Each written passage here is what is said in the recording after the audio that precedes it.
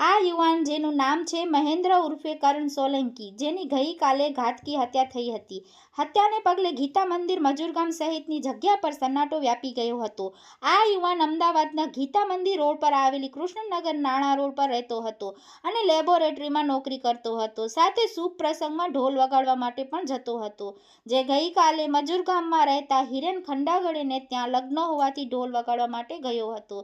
જ્યાં વરઘોડામાં જાનૈયાઓ નાચતા હતા ત્યારે ઢોલ વગાડતા મૃતક યુવકનું હાથ અડી જતા મામલો બીચક્યો હતો. જ્યાં 4 જણાએ ભેગા થઈ મૃતક યુવાન પર છરીના ઘા ઝીકી દીધા હતા.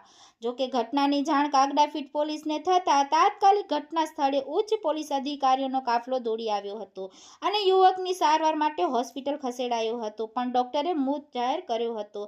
જે બાદ હત્યામાં સામેલ આરોપીઓને ઝડપવા પોલીસે ચક્રો ગતિમાન કર્યા હતા. ત્યારે આખરે પોલીસે ગણતરીના કલાકોમાં જ 4 આરોપીઓ ભરત ઉર્ફે ભલી વાલજીભાઈ રાઠોડ, અમિત ઉર્ફે ખાદુ પ્રેમજીભાઈ સિંધવ, જયેશ ઉર્ફે જગ્ગો મલી વાલજીભાઈ રાઠોડ અને જિગ્નેશ ઉર્ફે જીગોભાઈ સિંધવને અલગ અલગ સ્થળથી ઝડપી પાડ્યા છે. ત્યારે 4 આરોપીઓ પૈકી 2 આરોપી વિરુદ્ધ અગાઉ પણ ગુના નોંધાયેલા હોવાનું સામે આવ્યું છે.